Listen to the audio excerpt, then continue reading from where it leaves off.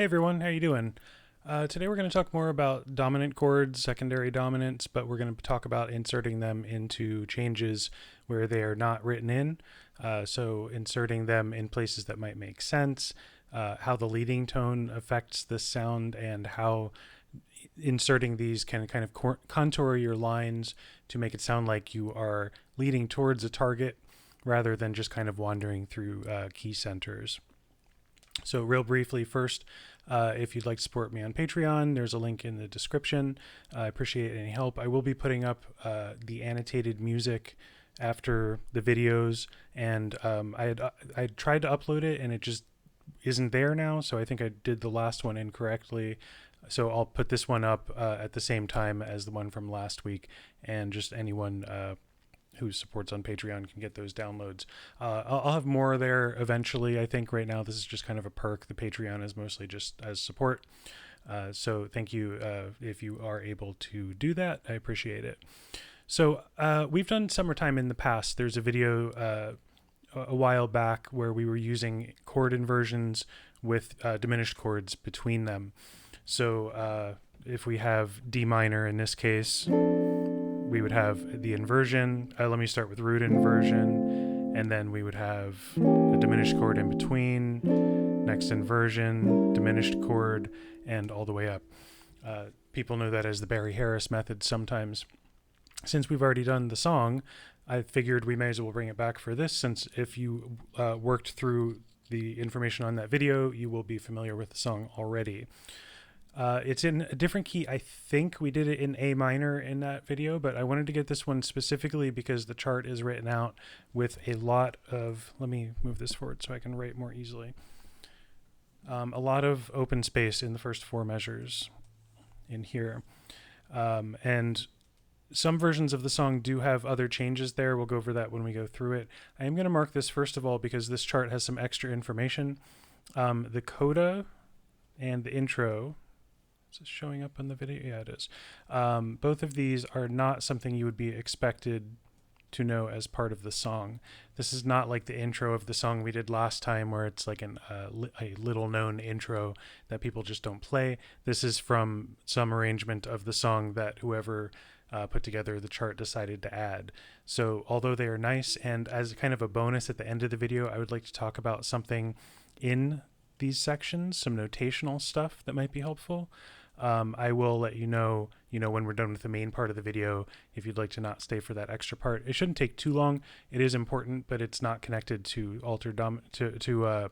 to secondary dominance or anything like that. So the form is here to here, and we would not have any, need for a coda. I put the instead of just an eraser, I'm just using gray on top so that if we do chord changes, you'll be able to see where the previous change was. That was something I could just erase though. And then none of this makes any sense. We would also not want to think of this as a B section. That's really not a good thing to think of there. I have the camera set up a little bit differently this time, as you probably noticed. Hopefully me drawing will not shake the camera too much. I'll be more gentle. So this is just a normal 16 bar form. We would not want to think of this as two different sections in the song, even though it does kind of start similarly both with the melody and the chords once we get from there to there after the first 8 bars. So let's see. The other thing I'd like to change is something that might be useful for you guys if you're reading a lot of your charts, if you're given new music, or if there's standards that you don't know. More commonly, you'll be, memorizing those in the long term. But it's when music is not grouped in sets of 4 bars, it makes it a little bit hard to see the form sometimes. So like the intro, for example, we see 1, 2, 3, 4, and it's very clear where the sections are and how long they are because of the 4 bars per line. And it's kind of a shame because it looks like they did have room in this chart to do that if they had chosen to, but they didn't. So what can be helpful, you can do this right when you get a chart, is just to mark, I'm doing it darker, but just lightly mark every 4 bars. So 1, 2, 3, 4. I won't do that every time, just to show you 4 bars, and then 4 bars, 4 bars, and 4 bars to the end. Let me get rid of this double bar here. We don't want anything like that. Okay, so now that we're formatted in a way that we can see each set of 4 bars, let's get started with where we might add some. I'm going to be playing a bit. I was trying to figure out a way to arrange this so you could see my hands a little bit easier since the page is taking up part of the video. Hopefully this should work out. I think I might be missing part of the video. I'm going to pause this for a second. If you do end up seeing this, I need to check something real quick. Okay, that looks fine. Sorry about that. This is all, I'm recording on OBS, so this is all fairly new to me because I screen share during lessons, but I don't use OBS except for these new video recording formats. Okay, so what we're going to do is a lot of the time in the song, we will see changes written in the first 4 bars. It would not just be the 1 chord. The song is in D minor. 1 is D minor in this case. And sometimes you might see just the 5 chord, which would be A7, either here, or so either on beat 1 or beat 3, or you could have the 2-5, which would be E minor 7 flat 5 and then A7. Either way, but since we're focusing on dominants, I'm just going to write the dominant for now. So I'm just going to put A7 parentheses, and then we need to rewrite the D minor, of course. They have minuses for the minors. I'm going to keep writing M just because I think it's a little bit clearer. Here, I'm going to write the 5 chord of the next chord that's coming up. So we're going to G minor. Ignore these. All of these are nice as alternate changes. We're going to make some corrections and stuff like that as we go, in addition to adding things. I'm going to put this in parentheses. This would be the 5 of G minor. So G minor in this case is the 4 of D. You don't need to do anything other than just count on your fingers for this. D, E, F, G. And normally it would be minor. If the 1 chord is minor, the 4 would also be minor. So this is just the 5, and I could write 5, 7. If I'm lacking space to put it, I'll leave out the 7 because that's just implied, of 4. Or in other words, the 5 of G minor. So this is something that you will want to kind of intentionally plan out at first, but eventually you can just add this as you're playing, and there's a note that you can use, the leading tone, that will help you with this. But let's go through a little bit more first. So we have G minor again. And then here, this will often be E7 instead of E half diminished. In a minor key, usually the 2-5-1 is half diminished. The 2 is half diminished before the 5. So if we have, so E minor 7 flat 5, A7, and then D minor. So the 2 would traditionally be half diminished. Sometimes you might see it or choose yourself to make it just minor 7th instead. That will be often if it's like a more modal sound instead of a traditional minor tonality, or to make it even less commonly, 2 as a dominant 7th, 5, and then 1. And we talked about that a little bit last time. That is the textbook secondary dominant. So the textbook secondary dominant is the 5 of 5. And I'm not going to write the 7s here just for the sake of space. So E7, right, E dominant 7, is the 5 of A7, which is the 5 of D, which is the 1. So 5 of the 5 chord, and then 5 of the 1 chord. But again, very commonly, especially in jazz, we'll call secondary dominance just a dominant that's leading you to something, not in this very formulaic and specific way where it's the 5 of 5. We could do all of the same things in the next set of D minor. D minor, I'll put like A7 here, maybe further over. And note that I did not put the E7 in parentheses like this because we're going to consider that a standard change. Because I wrote in A7, we'll just write D minor again as a reminder that we're going back. And then we have a 2, 5, 1 in F. This is where it gets a little bit strange in terms of how you might want to think of it theoretically.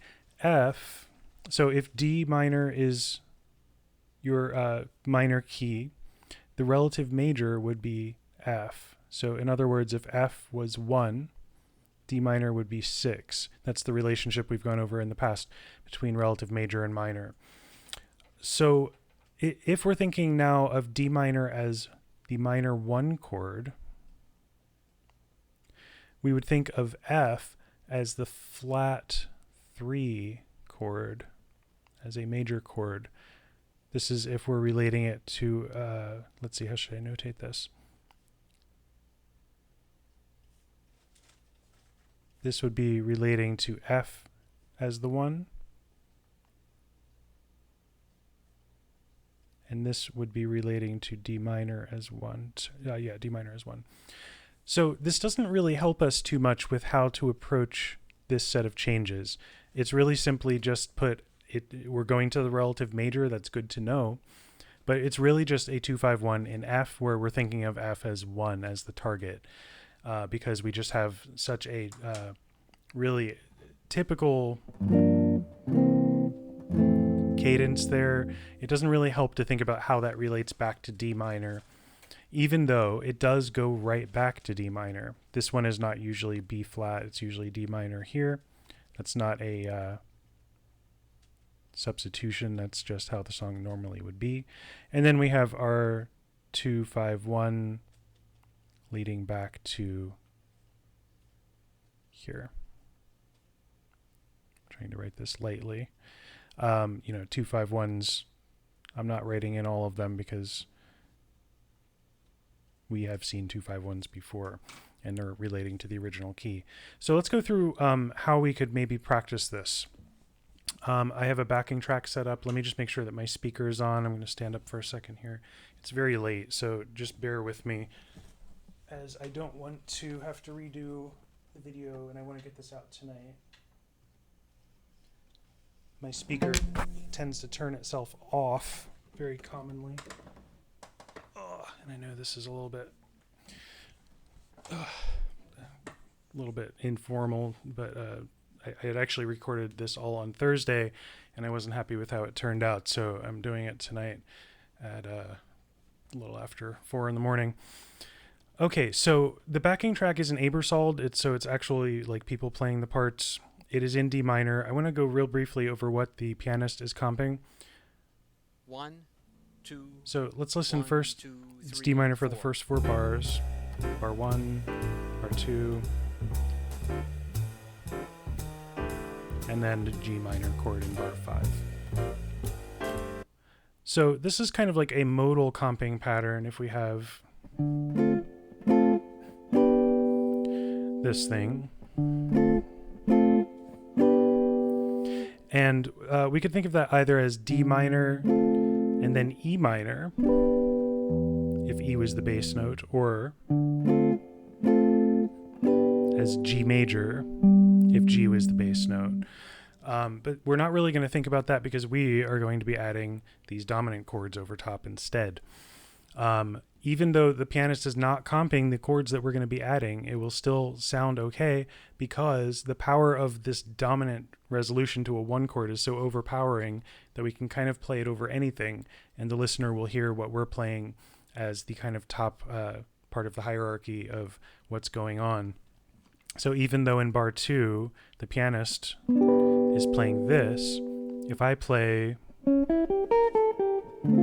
that, even though they don't necessarily fit together, what I'm playing here, if it's based around A7 and resolving to D minor, that 5-1, play with better voice leading, will be what the listener is hearing strongly. So let me go through and give you 2 options on how you can practice this first before I demonstrate. One is just with arpeggios. 1, 2, 3. So 4. if we have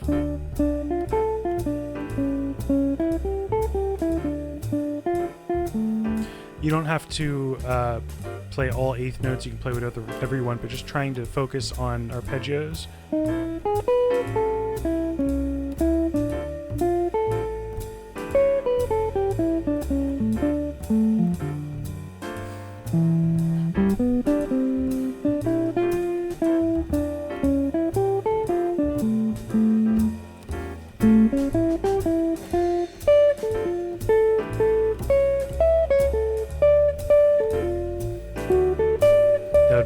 E7 leading you to the G minor, E7,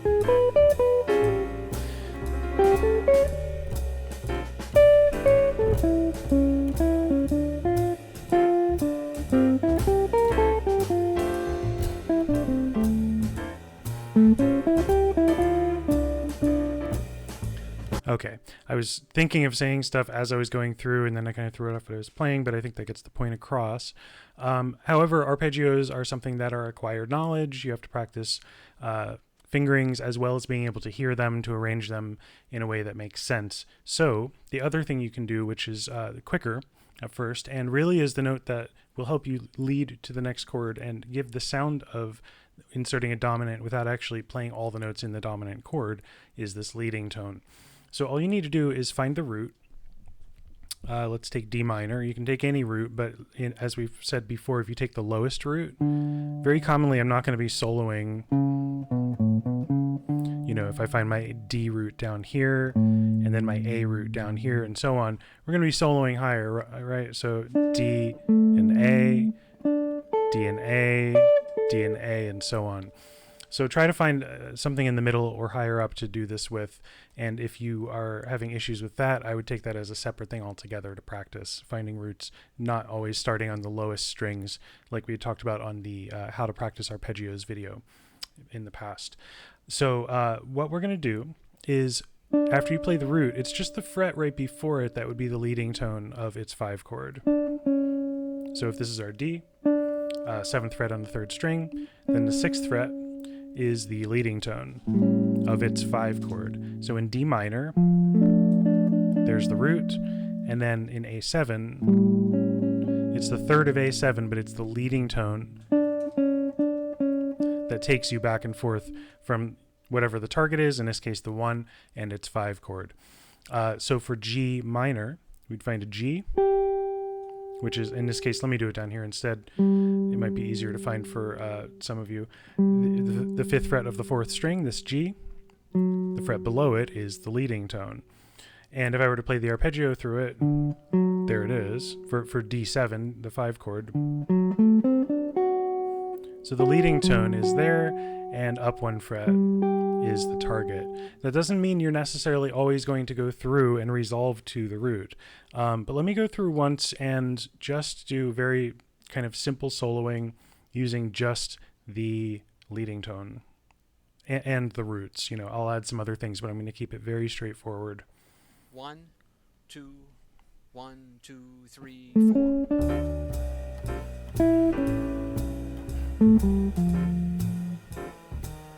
There's the, that was the D7 leading tone to the G minor. Here's E7, leading to A7, leading tone to D, leading tone, and then here's the leading tone of C7, and the leading tone leading to D minor. And I am resolving a lot of them to the roots.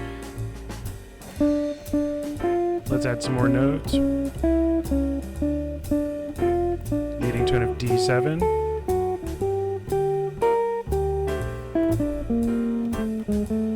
Leading tone of A7. And leading tone of A7. Leading tone of C7.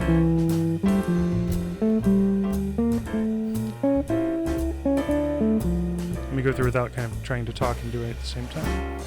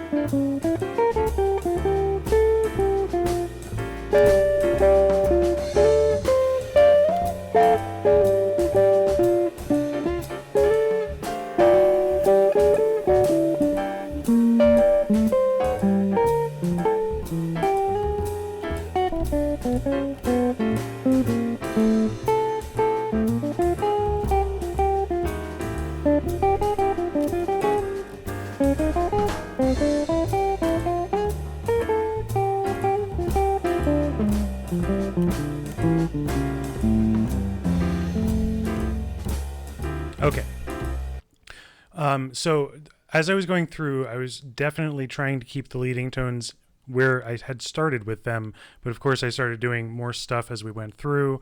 It's still, as you do this, you're going to find that once you get used to it, it's a lot easier not to always think about where to put them. That kind of restriction is definitely useful for practice, and you can come up with some good ideas, but those restrictions eventually these are all just training you to hear these sounds, and as soon as you have to make yourself do them, you might come up with something that sounds pretty good. But I'm pretty sure that as I was playing through that, I wasn't thinking enough. Well, not thinking isn't the right term. I wasn't leaving a lot of space because it was constantly just like, okay, where's the next leading tone? Need to make sure I get this one, get the next leading tone. For demonstration purposes. So, but all of that really boils down to, again, if you know where the root is, again, using D minor, then right below it, a half step below, 1 fret below the root, is the leading tone of the 5 chord of that chord, right? So if it's D minor, then its leading tone, the one of its 5 chord, which is A7, is just 1 fret below it. You'll find at first that you're probably going to resolve it to the root very often, right? And then for D7, it's very easy to resolve it to the root because we're so used to hearing that in pop music, classical music. But I think one thing I ended up doing without really kind of realizing it much was to do the 6th instead, and then D7. That 6 is something I like in particular. So you don't have to really think about where you're leading it, where the leading tone is going to take you. It will naturally take you back to the root. But, make sure that you're getting the leading tone as often as possible. And this will actually help you in the long term with learning the arpeggio fingerings and doing it the first way as well, because you'll already be used to that sound. Arpeggios are tough on the guitar because, or at least I've seen from students that they can be tough on the guitar, as opposed to students on other instruments that I've talked to, other teachers with students, I should say. Even on bass, I find it's easier to teach because the tuning is all fourths. But the arpeggios, once you can kind of hear what the notes should be as you go through, they become much easier to play than trying to memorize, like, okay, 1, 4, 3, 1, 3, 2, 1, and then you need a shift, and then that type of thing. The shapes are useful. You will see the shapes on the neck, once you get used to them, because guitar is a visual kind of shape-oriented instrument. But being able to hear it is the key for everything in the long run. So this leading tone thing can help out quite a bit with your arpeggios as well. And these resolutions you're going to hear all over the place. I think a couple times I might have played a tritone substitution instead. Any of the times you could insert a dominant chord like the ones that are written in here, you could just play a tritone substitution instead. So let me just add one here. This is in a previous video. If this is like, oh, what's a tritone substitution? I'm sure this is already getting long. I hope this is recording too. But the E flat 7, I should add in this case. Excuse me. That would be the tritone substitution of A7. So if I did that, using mostly arpeggio notes, just without the backing track for a second.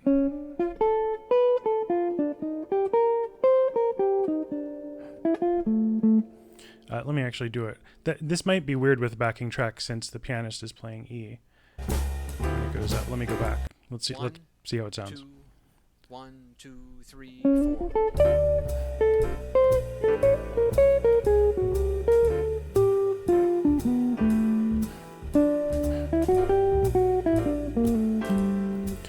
Let's do it here to E7, and then instead of A7, that was leading to the major third because I was kind of rushing there. Let's go through again. So here's your G minor and C7, and then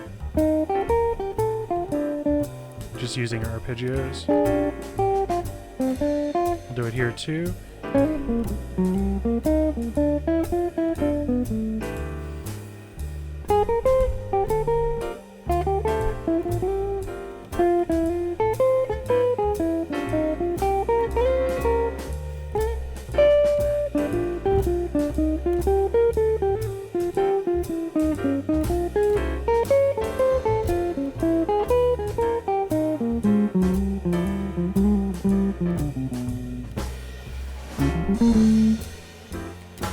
So that was trying to do tritone subs instead. 1, 2, Whoops, 3, sorry. 4.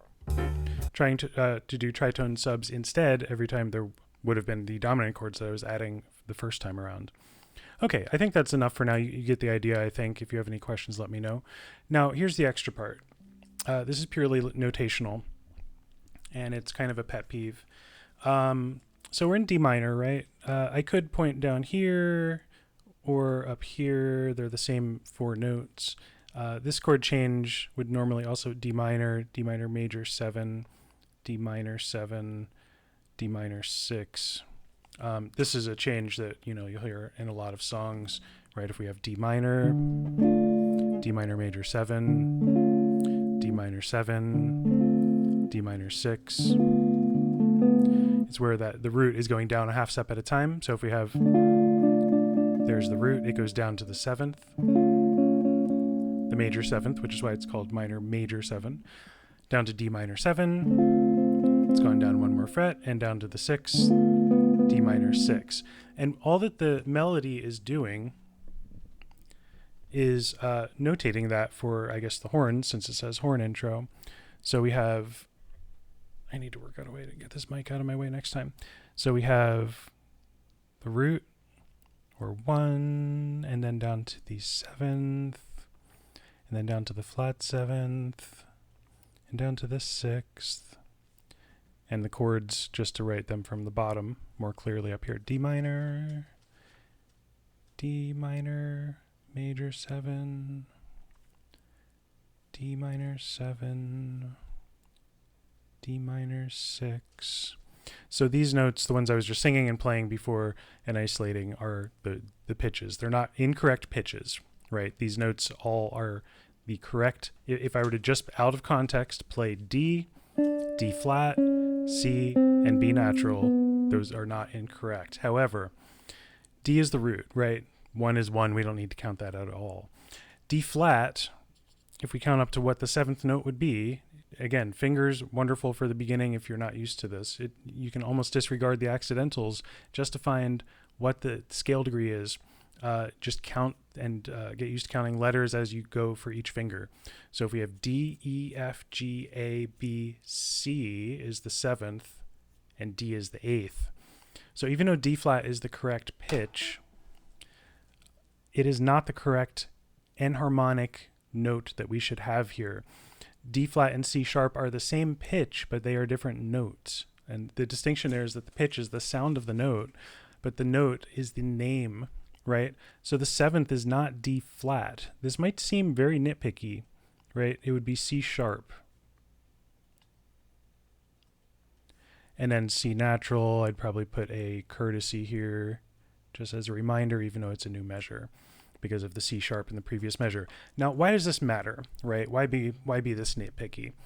One is that if you're playing with other instruments, they might be transposing. I would be transposing if I was reading this. The notes that I was just playing are not where they would be played on the guitar. That's the D that's written at the beginning. If I was playing this as guitar music, that's where I would be playing those notes. So very commonly, if it's not guitar music, which is any chart you get as a lead sheet, specifically not for guitar, like in any fake book, then you're going to have to read that up an octave eventually. Those are up an octave from what's written there. Now, that's not as bad, right, as a trumpet having to transpose it, who's in a completely different key and needs to transpose by a whole step. So I'm in an original music group. We still play standards and stuff too, but we haven't played for a while because of the shutdowns. But when we were playing every week, we would bring in our own tunes, and the trumpet player is happy to transpose. He's used to it. But if there's any enharmonic note that's incorrect, then all of a sudden it gets very strange seeing D and then D flat, because it looks like the pitch D is being altered rather than the seventh being raised by seeing C sharp, if that makes sense. So for transposing instruments, it's rough, and it's just like very unclear what the function of a note is once the enharmonic is not written correctly. And this is a really good example of it, because sometimes it might be like, oh, well, maybe, the sharp 4 is written as a flat 5, and maybe you kind of like debate why. But a flat root, right, like a flat 1, is not something that we are going to be seeing in tonal music. So that's my little extra part, and I did not intend that when I brought up this chart. I really only brought this one up because it was the only one I had in D minor readily available, and the backing track is in D minor. So that's my extra deal. I hope this was recording, because that would be a shame. I don't have time to redo it since it's almost 5 in the morning. I'll see if I can get this uploaded tonight. My upload speed is very slow because I'm on like a can't pay your internet bill plan right now. One thing, I saw an email from somebody who had written me at my old email address. I saw it right when I was done teaching earlier today, but I didn't have time to write back. Considering how late it is, I don't know if I'm going to write back tonight or not, but my old email address, if you're looking for lessons, is the one that ends with me.com, me.com.